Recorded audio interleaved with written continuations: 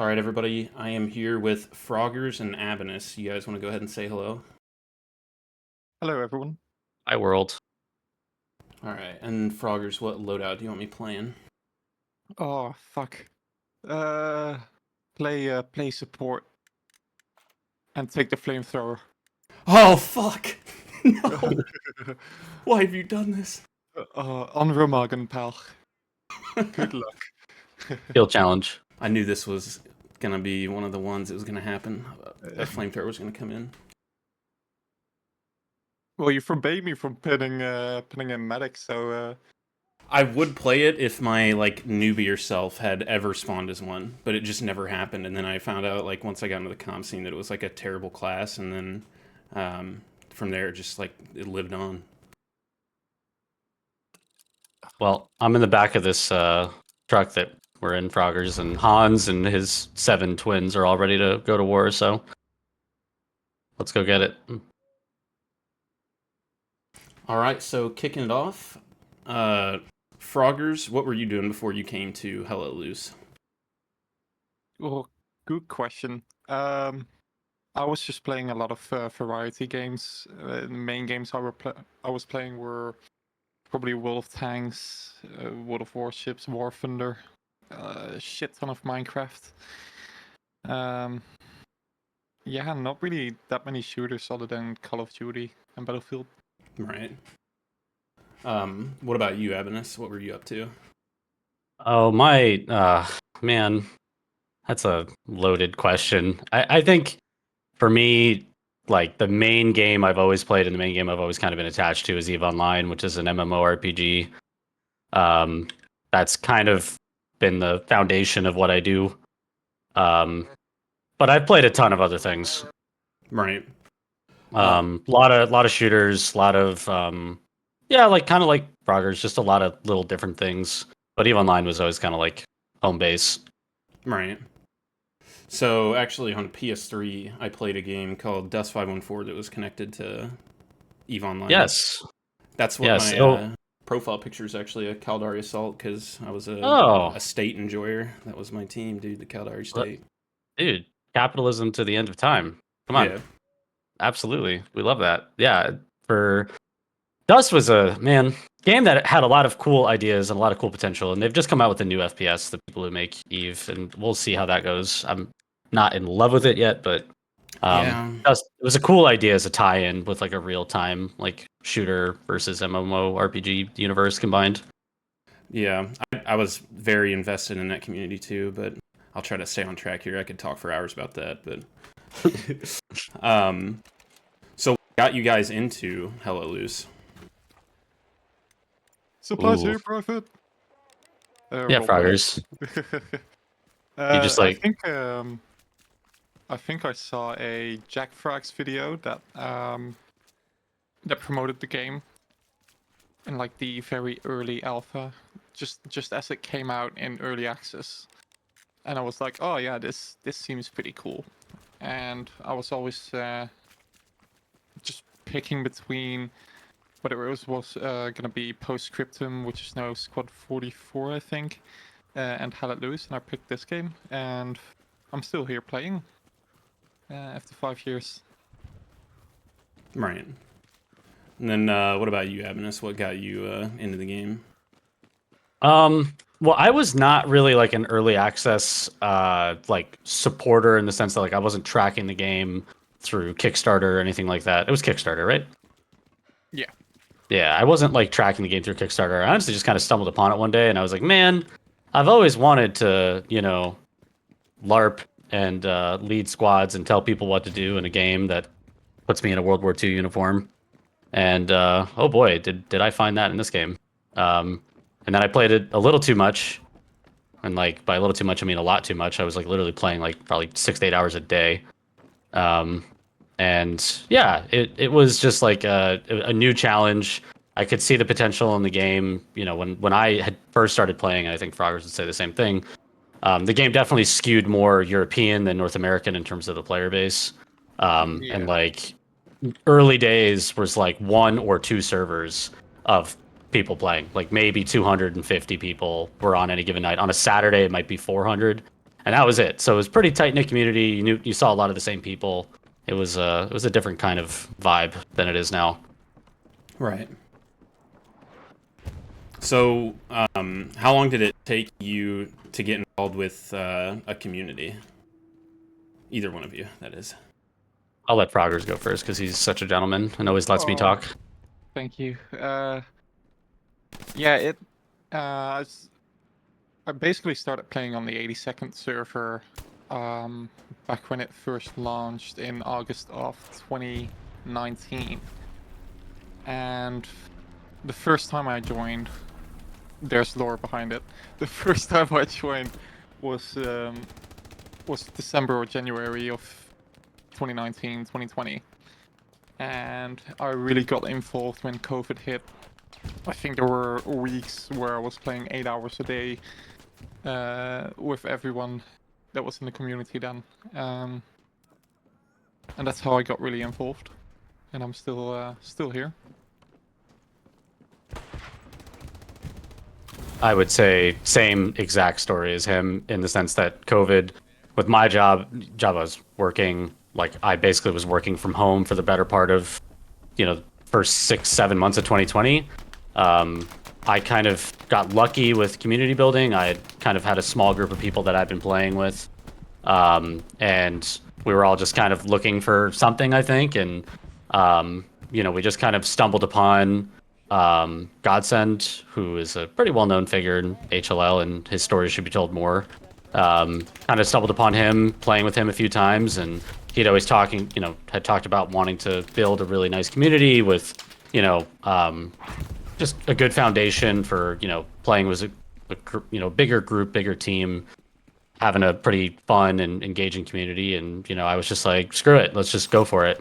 And so I kind of brought over my group that I've been playing with on my server.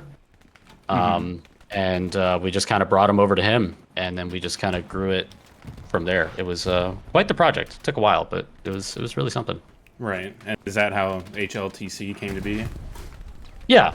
Basically, myself and Godsend kind of got together, and we were like, this seems like a good thing. We should just keep going with this one.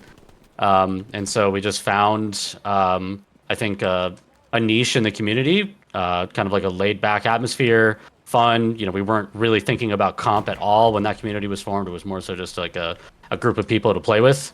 And then we started playing together a lot, and we started getting really good. And we were, I would say every night there was like a group of 18 to 24 of us that was playing 6 hours a night together.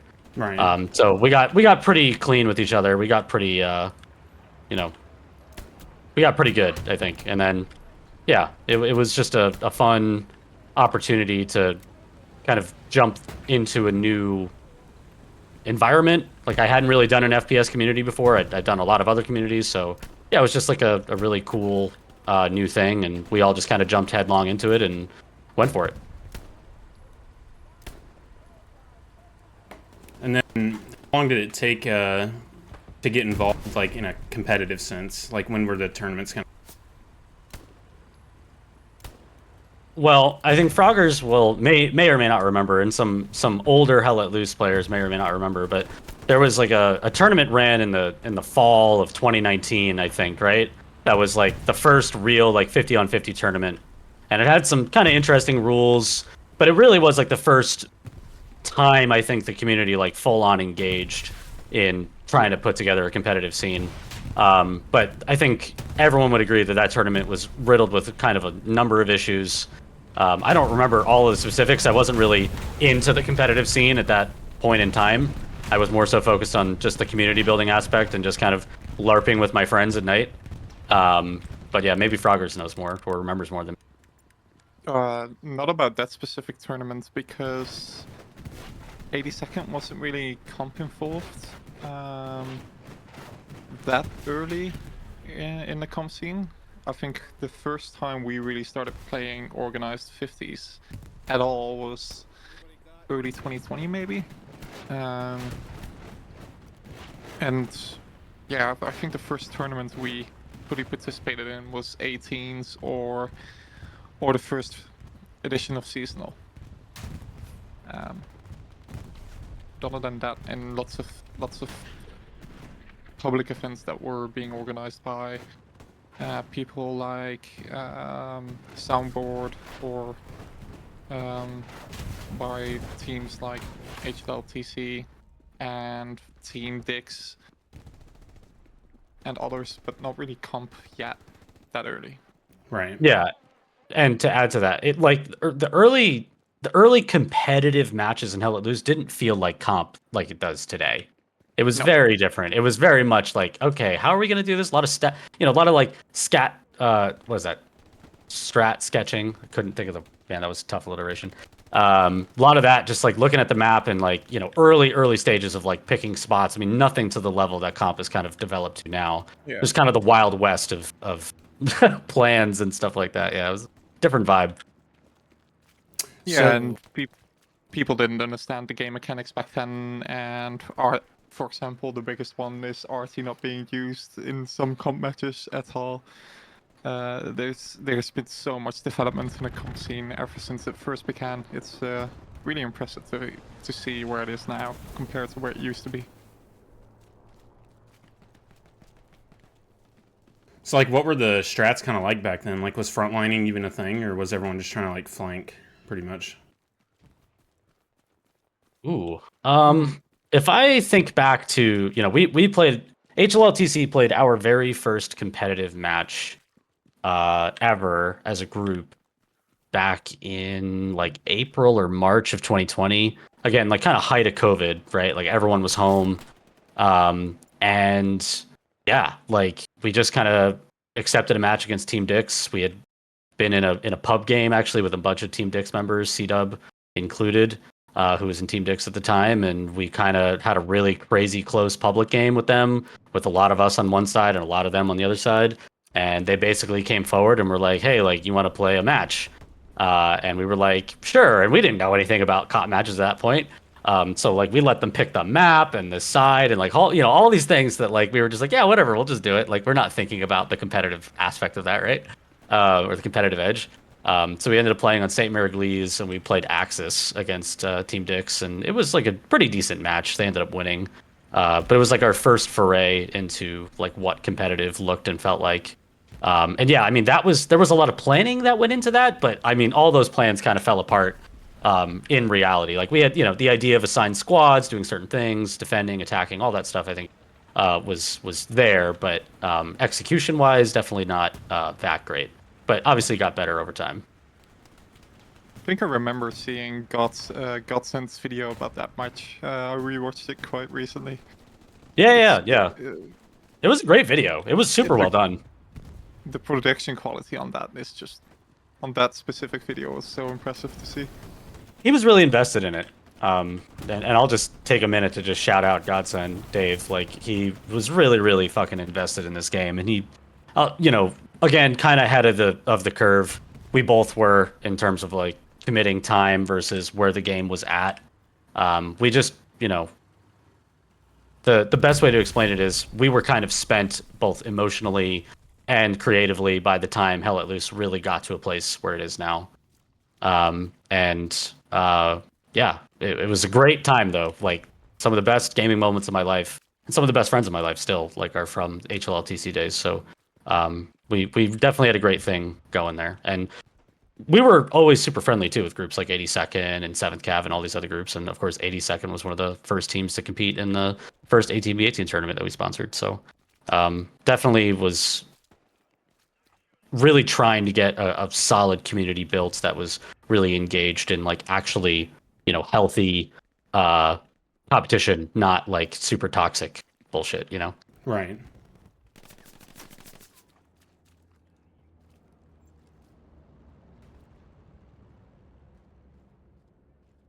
We actually gonna just cap this? Oh my god. I just remembered this.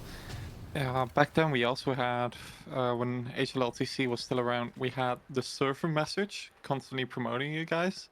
Yeah.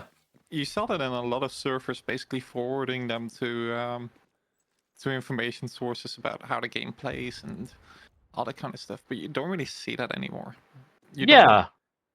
I will add to that and say that yes, that was a huge part of our kind of MO, because at the time we weren't really directly recruiting people in the early stages. We were just kind of a group of people that just played the game together. And then as time went on, we kind of became our own real active community, and that's when that kind of stuff fell off. But yes, early on that was really cool. And there was a bunch of educational videos that Godsend had done on YouTube, you know, that were just super helpful. And yeah, the game definitely best way of putting it, I think, is the game grew a lot around communities, and I think groups like 82nd and HLCC were early and integral to how those communities really developed and functioned. So big shout out to Mr. Frogman and his team, who are still going, by the way. One of the longest. You guys have got to be probably the longest going, active HLL community since formation, right? Dedicated to HLL? Maybe 1AD? Yeah, you guys are up there. You guys have been there since the very beginning. Yeah. So who are like the admins and like founders of both the teams? Like a full list of them. Ooh. Ooh. Well, 82nd was. Oh, I've told this story so many times, but I'm blanking a little bit right now. 82nd was founded out of 1AD by Cooper and Iron Fist, and a couple more followed them. Cooper, who's no longer active in the Hell Let Loose community at all, and Iron Fist, who's taken a step back from being an admin in the community. But yeah, Cooper and Iron Fist are probably the main drivers behind 82nd's success, especially in the early days. Right. Man, I mean, the list of the really active, engaged people in the Hell Let Loose training camp is like super long, and is like its own book. And I could probably write a book about it if I'm being completely honest. But the kind of core like group in the middle of it all would be me, Godsend, Dave, who is no longer active in the game as far as I know. Um, and then there was just a huge group of supporting characters: Random LTD, Pure Crimson, Criminal J, Barnabas, Chef. I mean, like I could go on and on. I mean, I'm gonna feel bad because someone's gonna watch this and be like, "Why the fuck wasn't my name mentioned?"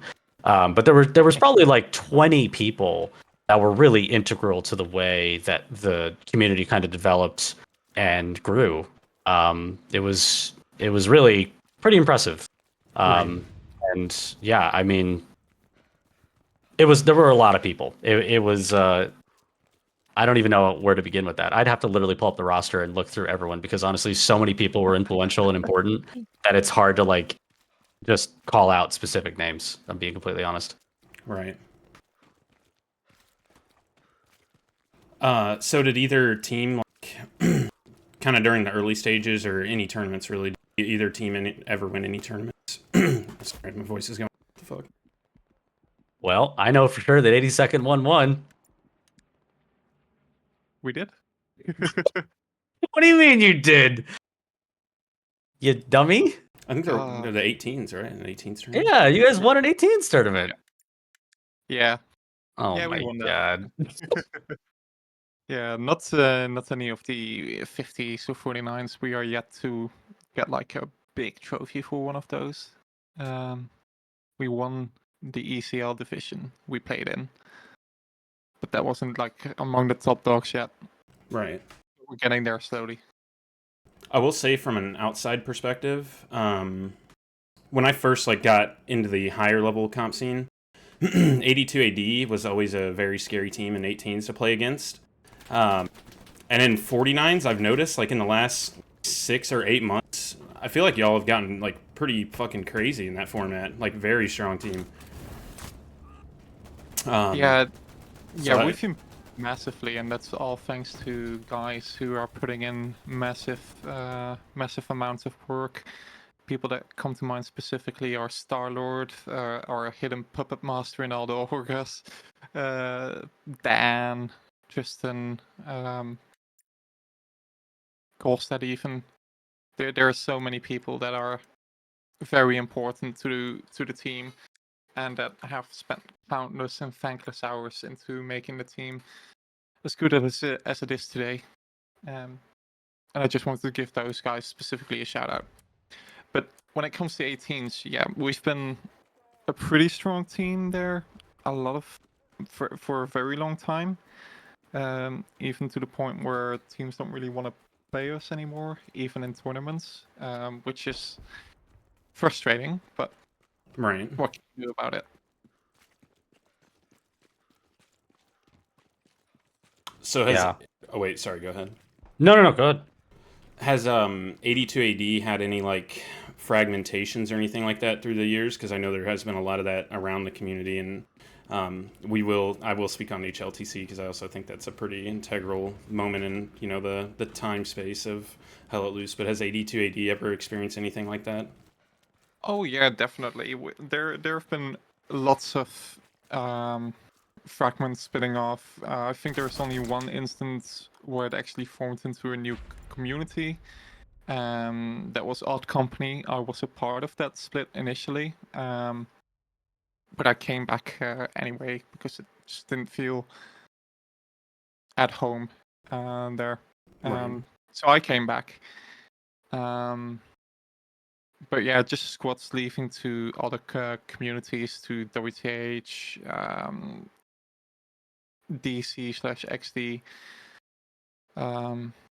There have been a number of rebuilds throughout the year. Right. And then for the NA side, I think it's the three like big teams that are kind of like the dad of everything was NPA or Team Dix, and then HLTC and Easy Company. So how long did it take for, I guess, a fragmentation to happen, and like what kind of brought that to happen?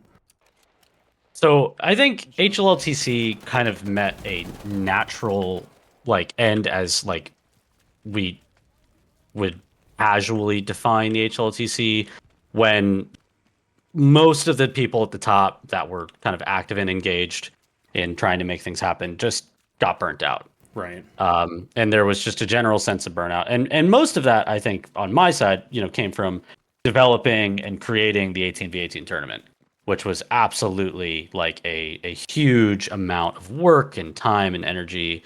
And anytime you take the amount of time it takes to actually build a competitive format, I mean, you're just gonna, you know, burn yourself out. There's just no way around it. And I wasn't even really playing the game in the later stages of 2020. I was literally just trying to make 18v18 work. Right. Middle to end of 2020, and so like I was basically just sitting around my computer building spreadsheets, talking to teams, and trying to make competition happen instead of actually like playing the game itself. So, yeah, I think burnout is kind of the core part of what happened. Um, a group of people really wanted to compete in the seasonal that we opted as an organization not to participate in, which was kind of like the core like moment where I think a lot of people were like, okay, like maybe this isn't what we want to do. Maybe we do want to compete in the seasonal. We've actually done pretty well in Hell Let Loose competitions. Maybe that is what we want to do. And so those people went and founded ESPT. And that was a pretty at the time bitter kind of split in the NA high echelons, I would say. Mm-hmm. And I think it is what it is. History is history. It definitely took the wind out of the sails of I think a number of people that had been like actively organizing. But like that's at the end of the day, that's just what happens in communities when you don't do something that you've done for a while. And we had been competing and stuff. We had done the first seasonal where we had placed what third in the first seasonal, second because didn't what was the drama there, Froggers? You remember? Didn't one of the Russian teams end up getting disqualified because they were cheating? So Wasn't that Lost Squad? yeah, so Law Squad like won, but then later on they were found to be cheating, and so they were like they like lost. So I think originally we had placed third in that competition, and then we actually ended up getting second place because of the technical forfeit, I guess. But Right. long story short, we had been doing a lot of like high end comp stuff. We'd really gotten into it as a group, as a community. We're spending a lot of time in it, and then I think there was just kind of a lack of interest in actually wanting to organize, and that kind of caused the first big split, and that kind of led to the death of um, the Hell Let Loose training camp, because at that point we basically rebranded, and instead of being the HLLTC, we just became the camp. So that kind of became the second iteration of the group. Yeah, there's a whole. I could talk about this for probably like 5 years, and I probably have like copious notes to go through if I actually went back and found all of them. But long story short, NA absolutely, HLLTC was like part of that core three that really got it going in North American time zone. Did any other teams like come to fruition from HLTC? I think indirectly we've probably. I mean, the line was definitely partially influenced by HLLTC members, although not created by HLLTC members, on its own. Obviously, ESPT is literally, HLLTC members that went and formed ESPT. I'd have to go back and look. I mean, I'm sure there's more since I've kind of been inactive. But yeah, those are kind of the two groups that mainly splintered, from the HLLTC and, continued to have an influence on the game. Right. So during that time, who were some of the star players for 82 AD and HLTC? Like, were there any like crazy standout players that were, getting recognized? Back in 2020. Yeah. Ooh. Early days? Oh boy. Definitely Gem, no doubt. Still a legend. HLL legend. Still here. Still playing. Still being a legend. Let it be known that if there was a vote for the Hell Let Loose Hall of Fame, Gem is a first ballot Hall of Famer by a mile, and it's not even close. I think he would have the most votes of anyone ever. Guy has secretly and very quietly been probably the most steady and consistent content creator for any group in the game.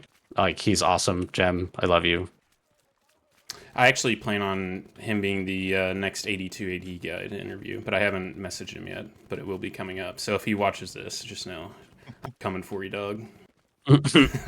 He's a great choice. Gem is a wealth of information. He's touched every competitive aspect of the game, seasonal, 18s, had a huge impact on all of it. I mean, he's truly been like a huge force. Continues to probably be one of the most important people in the game. Yeah. Couldn't have said it better. Sorry, I just took the wind out of Frogger's sails. I feel like I just love Gem. I lost my train of thought. What was the question? Like star players back then. Yeah, I'd say a large portion of the group that went off to form OC definitely were star players. Specific names. Alberg definitely is one of the more. Well, he's not necessarily one of the top fraggers, but he's been so influential, so important in the content creation sphere of Hell Let Loose. He's been. I think if there's someone that has left a giant mark on Hell Let Loose in general, it's definitely Alberg. Right. Agreed. The amount of time that that Altberg has spent just broadcasting games that otherwise might not have been cast, especially in the early game where Altberg was doing that. Also first ballot Hell Let Loose Hall of Famer. Amazing. We love Altberg. I miss him. I should talk to him more. I'll send him a message now, Pat. I should. I really should. It's been a minute. He's gonna get scared. Oh, do I have to spin a wheel? The only time Abinus gets in my inbox is when he wants me to go on screen and spin a wheel. So I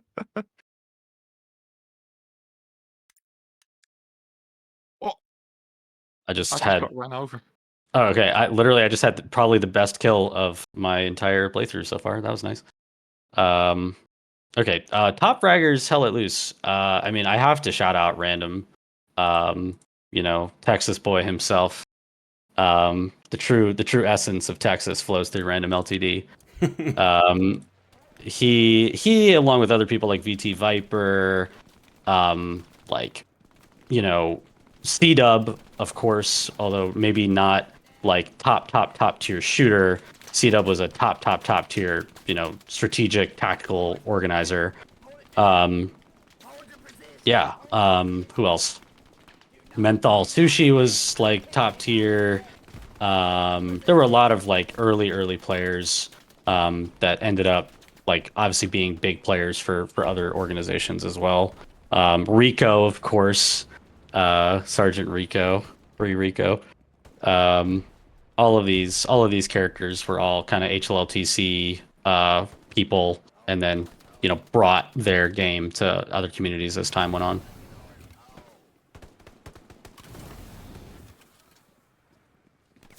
I think I had talked to you one time after like an HLL or an 18v18 tournament, and you'd mentioned somebody was like a really good STG player, but I couldn't remember who it was. Or like Probably VT Viper. VT Viper. I don't, probably VT Viper. Guy was nasty. We always loved having that guy with us. There were others. I mean, there were a bunch of players in the HLTC that were like top fraggers. Right. But I honestly I gotta go like peek through the roster. I'm gonna literally pause for a second. I'm gonna pull up the roster. Hold on. Like, there's so many people. It's been so long since I've actually looked at these lists. And it's been a while since some of these people, which I feel bad about. Let's hold on. He's bringing in the receipts, guys. I am gonna. I have stuff to look at. Hold on. C-dub stuff, competitive stuff. Where's the Going through his roster? 24 tabs right now. I literally am looking through it. Roster. There we go. HLL training camp roster. DigiShadow, of course. No More Squirrels. Manimal, Gino, Jungo. Man, there's a lot of people here. Wow, some of these names are bringing back lots of memories. Magic, who was like a top tier tanker for a long time, and I think is still playing and has been obviously active in seasonal and a lot of other things. Yeah, just a fun group, and a lot of great personalities in this group too. If I'm being completely honest, like that's really why I played the game. Some of these people were fucking hilarious. Like, just getting on comms with some of these people would just bring like immediate joy. It was always a good time. What was the competition like back then? Like the other communities that you were playing against frequently? Like early, we're still talking early on. Yeah. I think that like it was very hit or miss early. Like, there were some teams that were really just playing the game to be the RP style community. It really wasn't until the first seasonal in the first 18v18 tournament that I feel like you really started to see like a true competitive atmosphere develop. I mean, I think it was really uneven until that time. Like, I think HLLTC, I think, and Team Dix and NA were the only two teams that really had the ability to field 50 players reasonably in 2020, like early stages of 2020, I should say, at least in North America. And that changed as we got into late 2020 with, obviously the advent of the seasonal and the 18v18 tourney. So once that structure kind of existed, a bunch of other teams, I think, kind of were like, oh shit, this game is fun. We should do the comp scene of this game. And I think it kind of went from there. But Prager's probably, honestly, was a little more active at that time actually playing comp than I was. So he probably has more to say. Yeah. Looking at strats. I just remember a lot of fucking roleplay behavior, doing it in PowerPoint, for example, drawing the lines. That was me. That's what I used to do. Yeah, it was very RP, and people definitely at one point started going like, maybe there's something here that we can take serious. And then it just evolved over the years into the try-hard sweat fest that it is today. Yes. It really did. It was not like this early. I mean, there were some people that were really into the game and were very try-hard from the get-go. But on the whole, the game as a community as a whole was not like this. It was very much just like log in, fucking, scream into the mic medic and go to bed. Like, Yep. Yeah, but a lot more laid back as well. Just As long as you show up on time, you're good. Don't care about how many frags you've got. Right. Yeah, there were Hanging like out for with your friends, really. 100%. It like the early, we definitely had like going into that first Team Dix match where we did our first competitive game. We absolutely were like, okay, like we need these people to show up. We were like, okay, this person, this person, this person, they need to show up because if they don't show up, I don't really like our odds. Um, but there still wasn't this like full blown 50-man commitment of like top fraggers everywhere. It was Right. more so like top 12, I would say. And yeah, that's kind of how it was. No super teams yet, I should say. Right. But actually, I'm gonna spill something here because why not? It's been a minute, and I don't think any of these people still play the game, so I'm gonna spill something that I think is relevant. So, C-Dub, who Froggers knows quite well, and Chris, you've probably heard of, but maybe haven't interacted with. Yeah, I've heard of them. C-Dub was, very active organizer in Team Dix in 2020, and we actually played against him in the first seasonal as HLLTC. He was basically running the Team Dix team. Oh, sorry, not the first seasonal. Sorry, in the first, let me rephrase. In the first competitive match that we played, just that one 90-minute match that we played. And then C-Dub kind of grew disillusioned, I think, with how things were going at Team Dix, and he just didn't like the organization, and he wanted something that was more serious. So he basically came over to HLLTC to kind of do the more serious thing. And that's kind of how we got involved in the first season in the first place was we kind of imported, a tactical, mind that really wanted to get involved. And he led the effort with the first seasonal, with the organization of everything. And we had actually talked, before C-Dub had kind of left Team Dix to come over. We had actually had a big meeting between us and Team Dix where we were like, look, for the first seasonal, we shouldn't compete as two separate teams. We should just compete as Team North America. We should just combine Team Dix and HLLTC, take the best 25 from both teams, and just go send it. And we'd probably have a pretty good chance of winning the whole thing if we did that. And I was very, very on board, and so was C-Dub, who was on Team Dix at the time. And the rest of Team Dix leadership wasn't on board, and they kind of shot it down. But there was a very early maneuver, an attempt to form like a big super team that just kind of fell apart, unfortunately. But we tried. And that would have been like the first HLL super team, I think. Right. So, yeah. Would have been a cool moment, but oh well. It would have been talk of the week. Might have even been mentioned in the dev briefing. Honestly, at that time, maybe. At that time, potentially, man. But, yeah.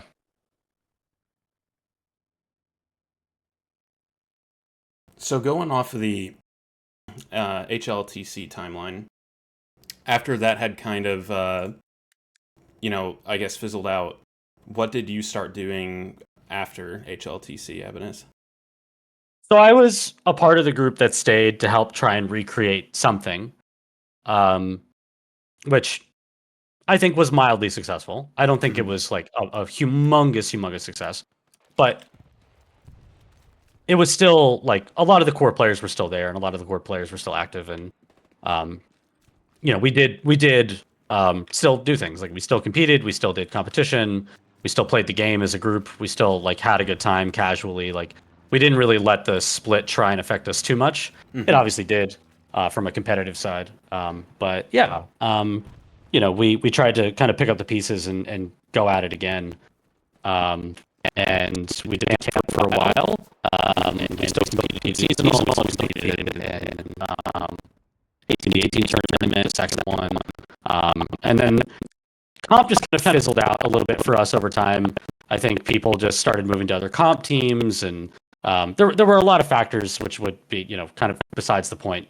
But yeah, we tried to pick it back up. We tried to kind of rebuild something, and we did okay. Like we had a couple of decent showings in a couple of tournaments, but we didn't have that same like really high quality like performance in tournaments after the fact, I would say. Right. But we still did pretty good.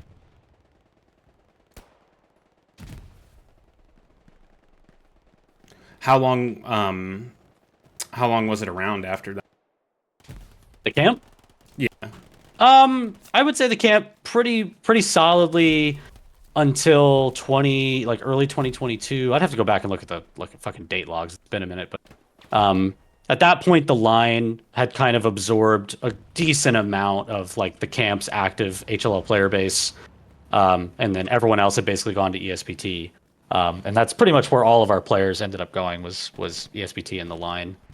So yeah, again, it was a leadership thing too. Like, the original leadership had kind of walked away. I had been, busy and inactive, and I'd really kind of committed my time and energy to 18v18. But yeah, it fizzled, I would say. I don't think the 18v18, I don't think HLTC like collapsed. It fizzled due to a lot of inactivity and just, I think, disinterest and frustration with where the game was when things kind of were happening. Because you got to remember, it was way different back in 2020, 2021. This game didn't look anything like this. Yeah. So yeah, just think a growing frustration, and yeah, unfortunately those kinds of things happen. And then how many tournaments had you been running since in like 18v18 tournaments? How many editions had there been? So we've done how many have we done total now? 6, like front to back, including the first one. 2020, 2021, 2022, season 1, winter tournament. 0, winter 1, the cup, And then so 7? crown 7. 7. Yeah. So 7 front to back. The first one was in 2020, and I definitely credit the first one with being a big part of how the comp scene kind of developed, I think. Especially getting the smaller communities involved. We actually specifically targeted a lot of the smaller communities with the 18v18 competition, the first tournament, and it ended up, it went pretty well. There were hiccups and there were some issues, of course, with any tournament, but it was a cool experience, a cool opportunity, and yeah, I'm glad we did it. I'm really glad the mode exists. I'm glad it still gets played. It's mine and Frogger's lasting impact on the game, I think. Right. And so Froggers and you were two of the founders of it. Who else were people that were involved founding wise, would you say? The Froggers came in a bit later. Froggers, Yeah, explain your addition. Explain the conversation that led to the revival of 18s, because it's a good story, and you Froggers is fully responsible kind of for the revival of 18s that currently exists today. He kind of pulled me back in, but you tell the story. Yeah, I figured out with Abinus kind of going AWOL, AFK a bit, and HLL TC or TC at that point was kind of not really present anymore. And there was still this demand to play 18s. And I was like, okay, well, if he's not doing it, what's stopping me? But I checked in with Abinus, and we had a couple of talks, and then Abinus came on board fully as well, and we just did it as a regular 18s tournament instead of something just ran by me. And that's how Abinus came back, and since then we've been partners. And which edition was that where it came back? Season 0. Season 0, yeah. Yeah, so that was late 2022. Right, Yeah. okay. That was when you guys, the 79th and 75th, both got involved in that first reiteration of 18s. I gotcha. Yeah, so basically the 18 kind of story is, I just, because I think it's worth telling the story, I guess, from the very beginning. Basically, we had played that first competitive match against Team Dix, and we lost, and we were like, fuck, why did we lose? We were like, wait, I thought we were good. Why did we lose this? And we basically kind of did some debriefing inside, and we're like, well, how are we going to get better? And I basically was like, well, I think the best way to do it, where we can, reliably actually practice gunplay and get better at, kind of the core mechanics of the game, is to kind of, fight over smaller sections of the map. And this wasn't a new thing. a lot of like the seeding rules and a lot of servers was like, like until it fills, fight over the central point, tank rule, like all this stuff, right? Like we're all Yeah. familiar with. None of this was super new, but I basically wanted to take that a step further and say, well, I want us to practice in this setting so that way we can really get more comfortable with the gunplay side of the game. And that's kind of what we did. I kind of concocted like a whole list of rules, a lot, and it wasn't just me. I should back up. I mean, it was a big group of us within the HLLTC, criminal, random, even Godsend was involved. Menthol, Stellinium, Crimson. I mean, there were a ton of people involved in like the initial kind of formulation of 18v18. But I was ultimately kind of the big driver, and I saw it as like this big pet project of mine to kind of go for. And we ended up doing an entire. I convinced the HLTC to basically take the energy and the frustration from losing against Team Dix in that first competitive match, to then take that energy and be like, well, this is how we get better. And we basically practiced the 18v18 format and kind of finessed the rules to a place where we felt good about them over the course of May, late April into May and into early June. We did an entire internal tournament with 4 teams of 18 players. There was some player sharing, let me be clear. It wasn't, 4 groups of 18 players that were like completely independent. Like certain players played for both teams, etc., but never against each other. We tried not to, but yeah, and we did that, and we kind of just figured out how to make this format work. And I felt really good at the conclusion of it, and I was like, I think we have a product. I think we actually have something that we could bring to the wider Hell Let Loose community. And so I ended up taking a meeting where Godsend and myself basically put a PSA out to all the community leaders, these smaller groups that we wanted to reach out to, and basically introduce the idea and introduce the concept and say, like, this is what we want to try. This is what it looks like. There's a whole PowerPoint we did that kind of walked everyone through it. And Jem from 82nd was one of the people at that meeting, as we discussed earlier.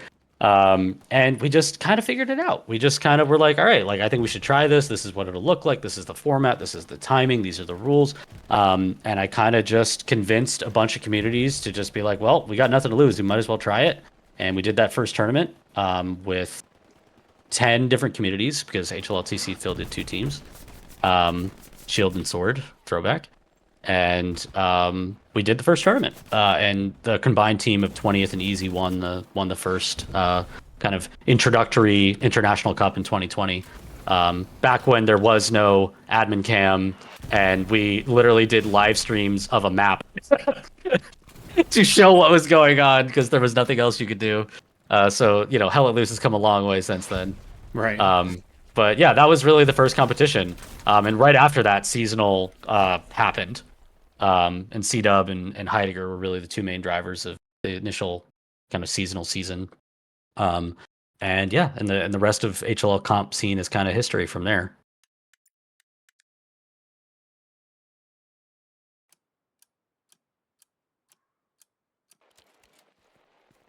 So did the fundamentals of 18v18, like the rules and stuff, how much did they change over time? I think the core, and I'll let Froggers. I think Froggers has a lot more to say about rules maybe than I do, but I think the core mission of 18s has stayed the same. I don't think we've changed the core feeling of how 18s plays. Yeah. We've definitely changed the way 18 looks and physically kind of interacts. But the core idea of like close gameplay, close quarters, squad based, making mistakes has massive consequences in a short, kind of time span. I think we've kind of honed that core message really well with 18s. But there have been big rule changes along the way, and changes to the game as well that have forced us to change rules as well. So, Yeah, especially in the early days when they were also messing with the garrison meta, for example. That's that specifically the garrison changes had huge implications on 18s. If I remember correctly, you could build garrisons in the first editions. yes. Yeah. You could build, what was it? No, wait, let me remember. I have to go back and look at the original rules. You're actually going to stump me here. I think we had experimented with garrisons, and then we kind of let garrisons go.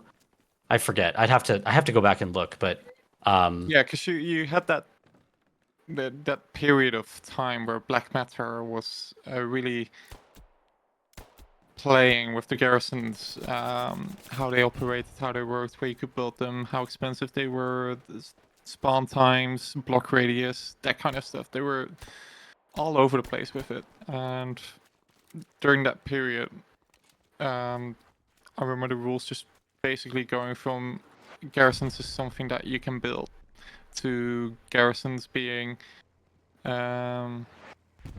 just limited to the base spawns you have. And then later height rules came in, and over time those received changes as well. They weren't changed massively, but they were tweaked a little to offer some more room to maneuver. yeah, like the top of buildings and all that Yeah. stuff, which was always kind of unpopular. And I will die on the hill that I think the experiment of playing with the idea of banning rooftops was still a good idea. Was it ultimately successful? No. But it definitely challenged people to think about the game in different ways. Ultimately, we decided that the least difficult version of the rules made the most sense. Right. Yeah, most roofs are still banned. It's just that it used to be based on player character height, and you couldn't stand on walls, you couldn't stand on like lower roofs, for example. And back in early 2023, we did a major overhaul on it because we basically realized, we might be restricting a little bit too much here, and we just changed it to try and keep the balance going, because it's really hard to balance a game that's not made to be played in this way. Yeah, Right. that has always been the struggle. Full disclosure, trying to play a small format map on a large map with no tools is like the fact that we got this far with 18s and the fact that it's so accepted in the community is like a competitive format is incredible considering the shit we were dealing with to try and even get it to where it is. Right. And we've had some properly big tournaments too. I mean that Oh, I mean huge. we've had 20, 30 teams involved in competitions, and I mean yeah we've really tried to make it big, and maybe at some point we'll do another 18v18 tournament when the stars align. I think Froggers and I would both like to do it. Yep. It's just a matter of like the right environment, the right player base, the right interest, the right teams. There's a lot of factors that go into it. That, and there's like I think there's a pretty big saturation of tournaments right now too. Oh yeah, that's a huge factor. Like, you have to realize that 18s is always just a side mode compared to The big stuff. the big stuff, and we know our place. We know our place, guys. And if there's so much 49s happening, you've got ECL, HEA, seasonal, APL, probably the Chinese or something in between each other as well. There's so much happening all at once that you know you're gonna get shafted if you're coming up with a tournament that's niche, different, and requires significantly more players than just one squad, like 6v6 for example. Yeah. There's it gets harder to convince team representatives to commit to the format, and players, of course. Yeah, it takes like a lot of outside community interest to really get this going, and like the perfect example was the Intercontinental Crown competition we did with the national teams. Like, I mean, basically one person kind of convinced all of Europe to take up arms and fight each other for fun. So it's it's pretty amazing when you think about like the impact that just certain active members of the community can have on like making that happen. Yeah, just shouting out Quicknix here. He made such a valiant effort in getting teams together, getting the players together, and pushing for more national teams, not just region-based, for example. He really did his best on that format, in getting the teams together, and I can only commend that. Right. Yeah, he went all in on that, and like it just wouldn't have happened without him. So sometimes you just need those outside people to come in and be like, I would love to help you do this, and they just bring that energy and that time and dedication and make it happen. And that's really what we needed. I think Froggers and I both were like, well, we'd love to do this. I don't know how to do it. How do we do this? And then Quicknix was like, I'm a Belgian with a plan. So I'm in. Oh, I was trying to get a larger joke there, but that's fine. I'll let the Dutchman laugh that one off. So yeah. Shout out Quicknix. What a legend. So through the additions, did you guys have a favorite addition that happened, and like why was it your favorite?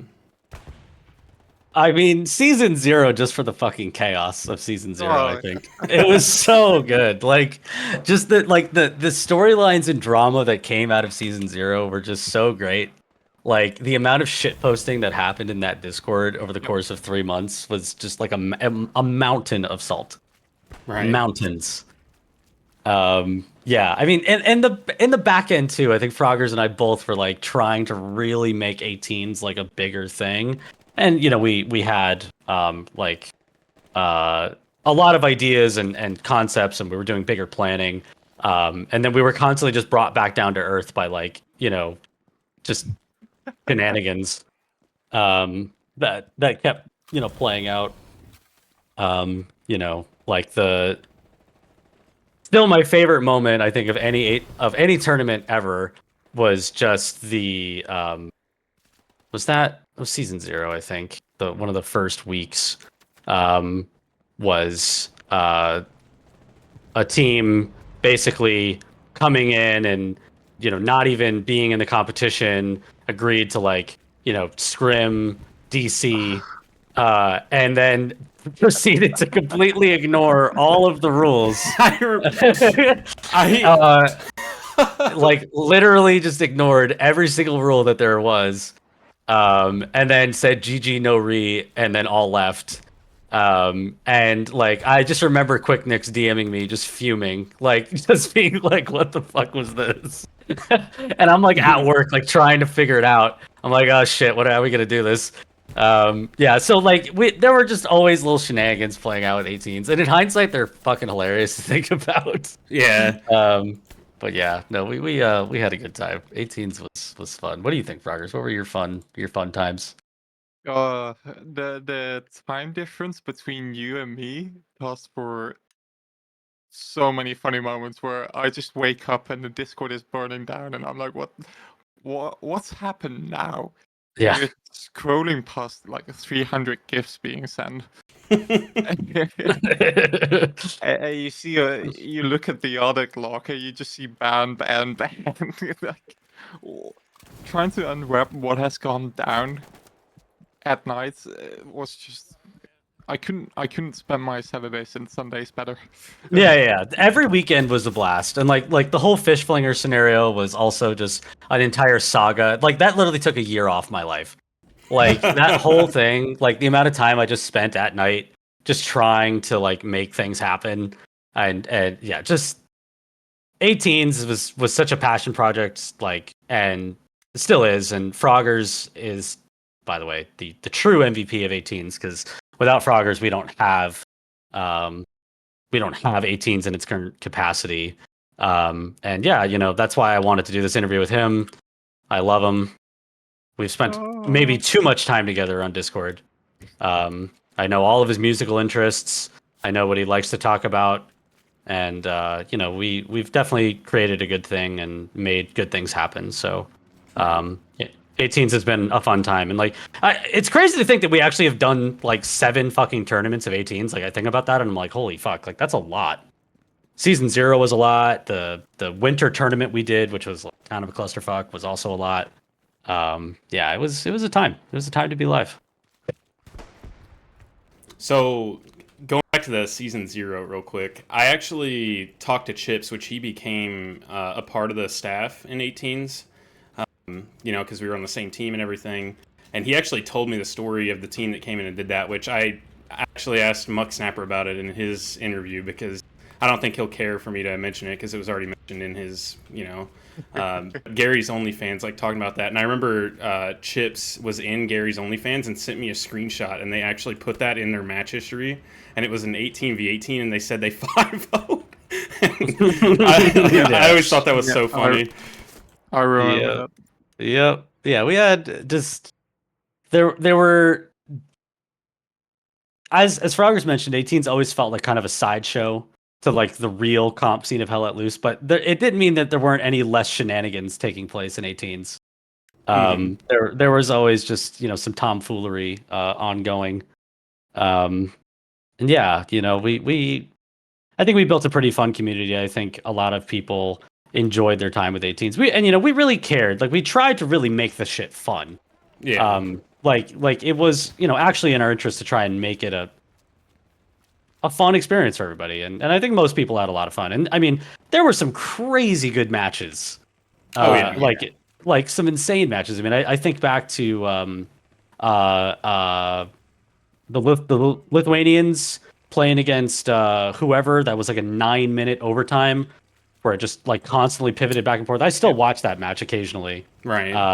Like there were just some crazy, awesome competitive situations that played out. Well, who was that? That was the Lithuanians and who? Who played that game? Do you remember? I'm gonna search it. I'm looking it up right now.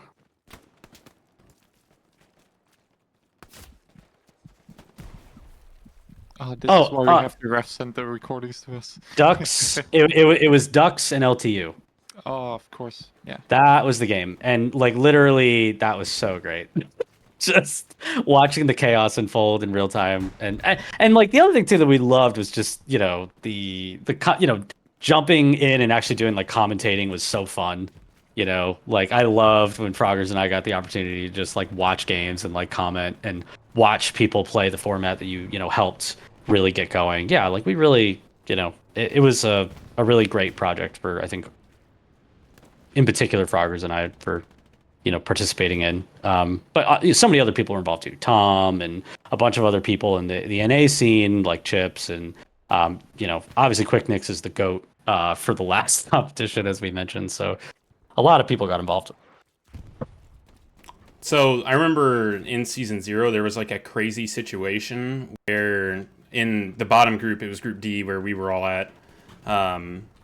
Paradox had actually beaten VLK, which was like a total underdog win, right? Like that was everyone was like betting on VLK because VLK was like dominating through the whole tournament. And it put like there's a situation in that lower bracket where if 75th beat Paradox, 79th would go up with VLK, but if Paradox beat 75th, they would go up with VLK. And right. We were all watching, all the people in the 79th were watching the 75th game, and our hopes were kind of low because Paradox was actually like a really good team, and they beat VLK, so we were like, okay, this team is insane. And then the match happened, and 75th actually ended up winning, and it was that was one of the craziest moments I feel like in my HL time was during that tournament. So I really did enjoy that tournament. It was like a hell of a tournament. Oh yeah, dude, I love to hear that. Nothing makes me happier than people actually enjoying the game, and like I'd really tried to create like a cool competitive atmosphere. I love tournaments. I love watching competitive sports. Like I love watching, how things like I literally just watched the Knicks lose Game 7, like rip. Like I'm a huge basketball like dude as well, and just like watching the Knicks just like take a fat L in Game 7 was just brutal. And like literally, I teams live and die by how they perform sometimes, and like. Yeah, you saw, especially in season 0, the beginnings of like the current kind of, paused, I will say, competitive scene in 18s where, 82nd proved themselves. The collection of players known as DC. I think that's the best way to reference them, by the way. Mm-hmm. uh, prove themselves. Yeah, just I don't know. I loved the competitive culture and atmosphere that was developed in Aliens. And that was a lot of stuff in the back end between Froggers and I trying to like really make it Yep. enjoyable and fun. Right. So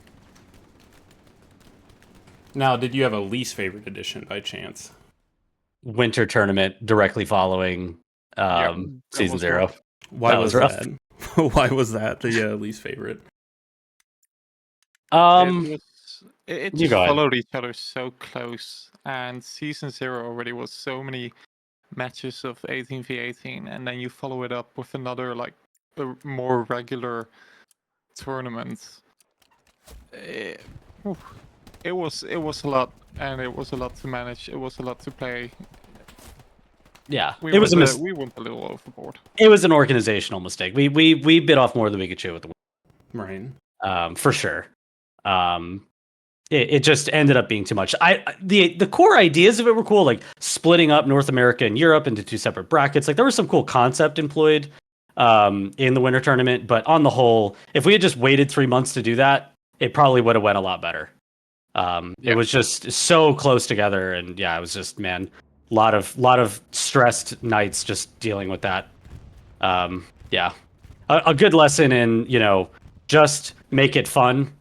It doesn't have to be like something that you do 24/7, as long as when you do it, it's really good.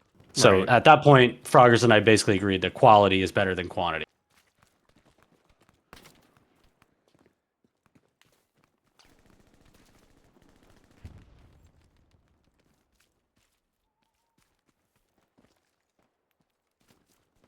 We gonna cap this? No, we're gonna lose. We about to take Fat L here. I just got knifed. Wow. Uninstall. I'm a comp player, guys. I can't get No. can't get knifed on a pub game. Unbelievable. So, oh, sorry. Go ahead. No. I was just about to say that I just killed someone that I definitely shouldn't have killed. Right. But we're playing the game. We're gaming.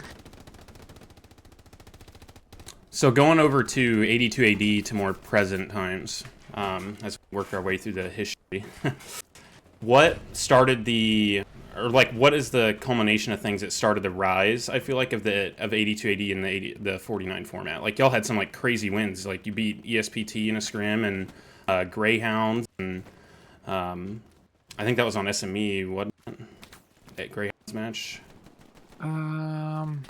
Oh, good question. I'm not too much involved in like the actual background of planning and scheduling. Nowadays, I just show up, get on the RT and shoot. But I think it's like a multiple factors attributing to our success right now. An influx of new players, the people driving the tactics and the roster making, and basically the entire organization behind our competitive team just getting more motivation, more interest, the ability to actually do things has increased for them, and I think that all attributes to the current success we're experiencing.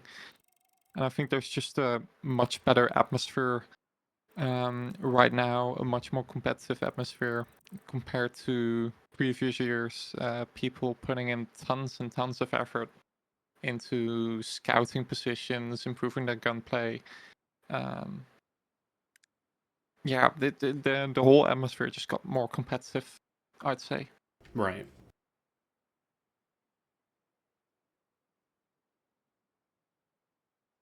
Is there anything that I have kind of missed, like asking questions about that either of you'd like to bring up and kind of talk about?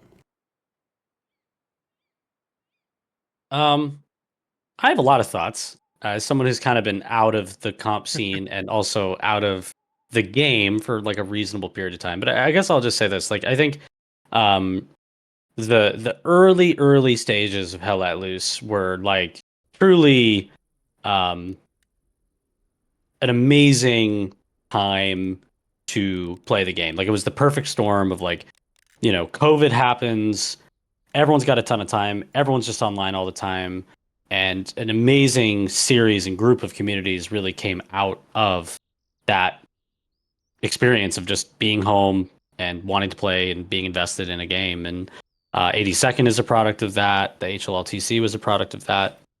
18v18 format was literally without COVID, you don't have 18v18. Like I would have never had the time to actually commit and go into and develop something. So it's amazing, like the effects that big world events can have just on like playing a video game, right? Um, and yeah, I hope and I it's always on the back of my mind that I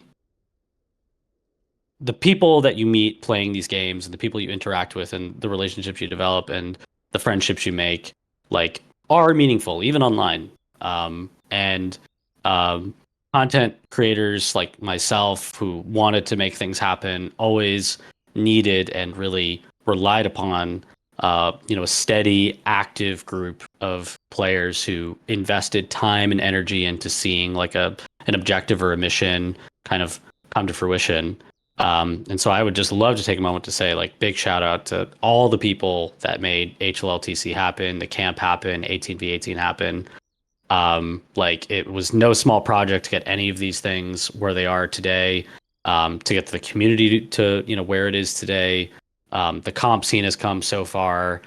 Um, just everything about Hell Let Loose has come a really, really long way since I was really actively involved in putting in, my 1,000 hours. So uh, just big shout out to anyone watching this who's like, yeah, like, I remember that Abinus guy. Um, we really tried to make it a fun experience for everyone that was involved with us. And while I personally at this moment in time do not have the time or energy to put together an 18v18 tournament, I think Froggers and I can very likely cook something up and put something together and maybe get some players that maybe aren't as active or haven't been around in a while. Maybe they'll come back and engage in an 18 tourney for fun. And yeah, also big shout out to you, Chris, for putting this together. Appreciate you asking me. Hopefully I filled in a little bit of some of the lore. I think there's a bunch of people you could talk to that would have more info. Some of which is really fun to talk about. But yeah, I think back on Hell Let Loose and the time that I was active playing Hell Let Loose and the time and energy spent, and I don't really feel anything other than it was really fun, and I think that's really cool. I really enjoyed investing the time and energy into making or at least help make and help shape the community into what it is now. And I know you've already talked to him, but obviously big shout out to Heidegger as well, the other mountain of the HLL competitive scene, the absolute goat. And a lot of people spent a lot of time getting the game to where it is now and creating an environment where it is now. So shout out to all those people. Froggers, you got anything?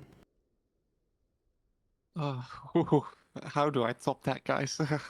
uh, yeah, I just want to say thank you as well. Thank you to the guys that were the reason I joined. People like BRN, Fractaser, all guys that are now in OC, and I still sometimes talk to in their Discord. Maybe I should join a VC every once in a while. Big thank you to the guys that make me stay every single day. People like Kolstad, Cannon Fodder Bob. There are so many names, not my cunt. Thank you to Abinus for taking the taking the call 2 years ago almost. It's been so great, so joyous to be a part of this community back from when I was still in my teenage years to now in my early 20s still. I hope there are still many more years to come. I don't plan on going anywhere. It's been a hell of a ride. Nice. Hell yeah, brother.